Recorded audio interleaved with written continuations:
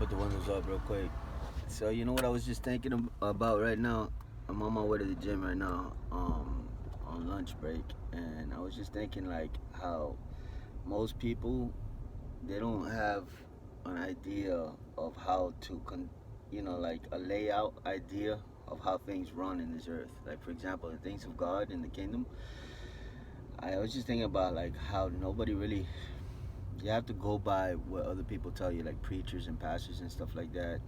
But for the most part, it's a figuring it out for yourself, um, living it out through practice and exercise, through trial and error, through prayer, asking God for wisdom and understanding. But my way of getting on your knees, and this is the supplications that we do in order to understand how to govern ourselves in this world accurately and appropriately to see the results and the effectiveness that you want to see in the first place. So this world, it operates, right? And we're just put here. And imagine it's like somebody gives you a board game and they say, go ahead and play. And nobody reads the rules for you. They don't tell you how to play the game. They don't tell you anything. Well, a lot of people create their own way of playing the board game. They say, hey, let's form our own rules, our own way of playing this game. So they create their own rules, and then the new people that are coming in, they tell them, okay, this is how you play this game, and then they tell them, now, that's not how you play the game, let's say, but that's how they taught themselves how to play the game. In this life, you're put here, you're placed here, you're born into this world, and all of a sudden you have spiritual warfare. The spiritual warfare is waiting for you. As soon as you leave your mother's womb, it's like the demons are waiting for you, right? And it's like who can get their hands on you first, kind of thing, to mold you, shape you, and it's like you're either gonna be lied to or you're gonna get told the truth. And if you get told the truth, then you have to guard the truth. You have to protect the truth because the devil wants to snatch the truth from you. And so like life is a battle. It really is. It's like you have your fun times, your pleasurable zones. You have this family time and this and that. These times under the sun that it's enjoyable. But you have all this other stuff that's going on behind the scenes. You know, there's so much going on, so many different activities going on, and you see some people get illnesses and die, and you wonder why they were so young. You see other people get in accidents, die, and you say, wow, I wonder if they would have been taught better. Maybe they wouldn't have made those decisions to race down a highway, say, as an example. And so, like life itself, you know, it's just one of those things that it's like many activities under the sun to do, but only a few of them really count. Only a few of them that really produce any kind of like fruit, like worth lasting and worth saying, like this is fulfilling, satisfying. Now let me stop right there. Let me just say like there's two realms. There's the spiritual realm and then there's the carnal realm. The carnal realm is everything in this world. There's everything that you can touch and feel, taste, all your senses, right? That's the carnal realm. Now the carnal realm usually produces death. It usually produces it promises fulfillment, satisfaction, all that. Like, have you ever seen the Pepsi commercial as an example? Have you ever seen the Coca-Cola commercial where they say so refreshing? They're pouring out the Pepsi or whatever into a cup with ice, and then like the commercial is all about how it's going to hydrate you and refresh you, and they're selling you the idea behind the Coca-Cola, right? They're saying, when you drink this, it's going to invigorate you. It's like on a hot day, this is the best thing to drink, right? Anybody that's drinking those things, Coca-Cola and Pepsi, right, understands that it doesn't do that for you. It just doesn't. It's a promise that is not fulfilled. And so that's kind of like what the world does with, like, oh, money will fulfill you. Money solves problems such as hunger and inconvenience and all that. It makes convenience happen for you. You don't have to wait in line, and this and that. But on the inside, the eternal things like peace. You can't go to the store and buy peace, can you? Your conscience. You can't purchase something in the store that makes your conscience stop, making you feel guilty and shameful and stuff like that. So the things that are eternal are the things you can't see, the things that are invisible. And those things right there are the aspects of the things that bring a human being fulfillment and satisfaction. Right? They may be poor, they may be broke, they may be less fortunate than other people, but in the end of the day, they feel like they're rich on the inside. They feel like they're wealthy. They feel like they have everything that they really need on the inside. And so then when you put it from that aspect and you think about it, you're like, okay, this person right here has all the money, all the cars, all the mansions, and all that kind of stuff, right? But they don't have peace. They're never content. Yeah, they're restless on the inside. They're worried and fearful that people are going to jack them or set them up or this or that.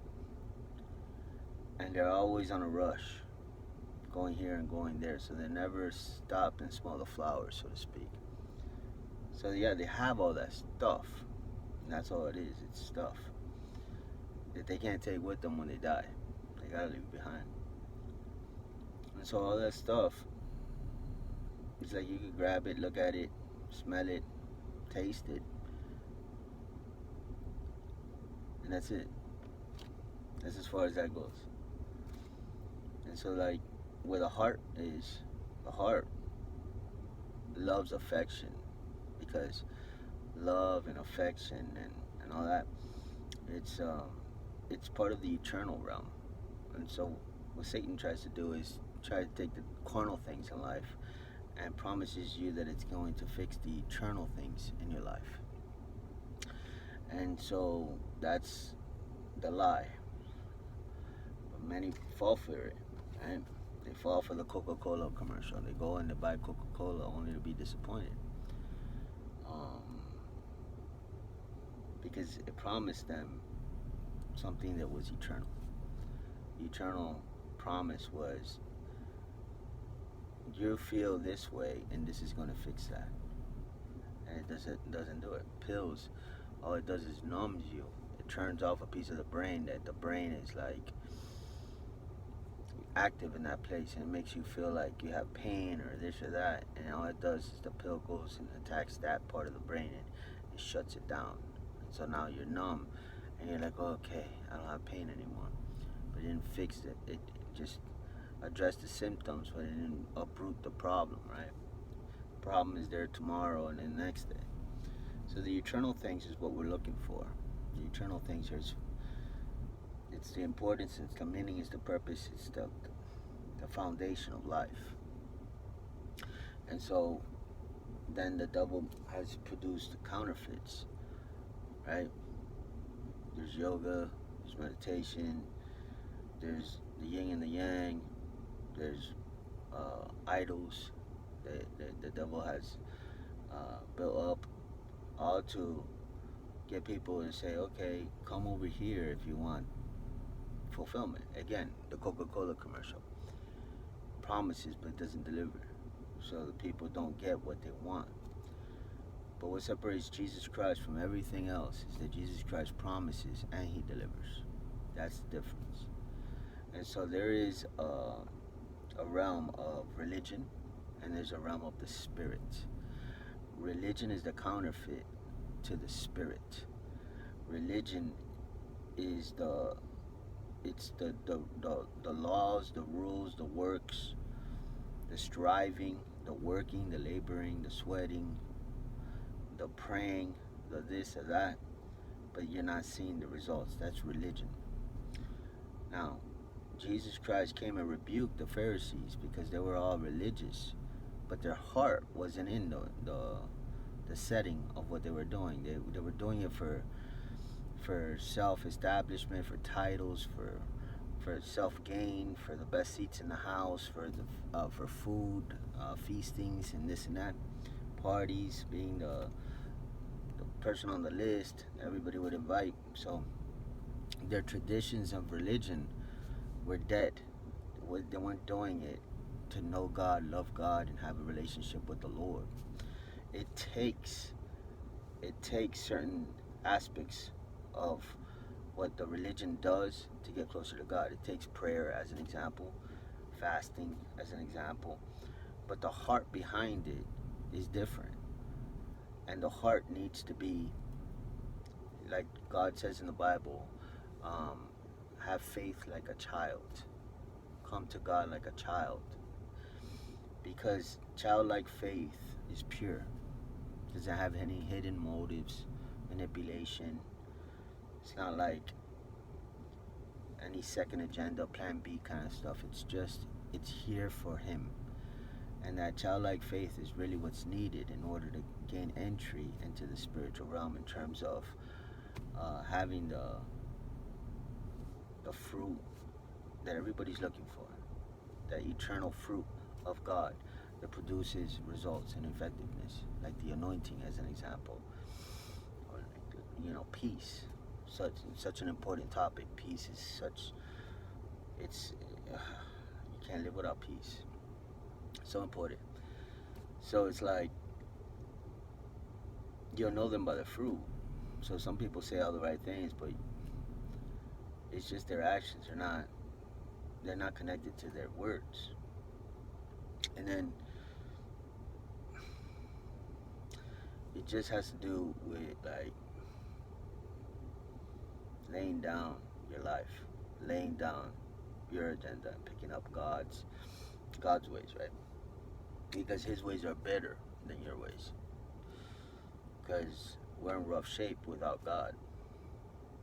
That's just the bottom line.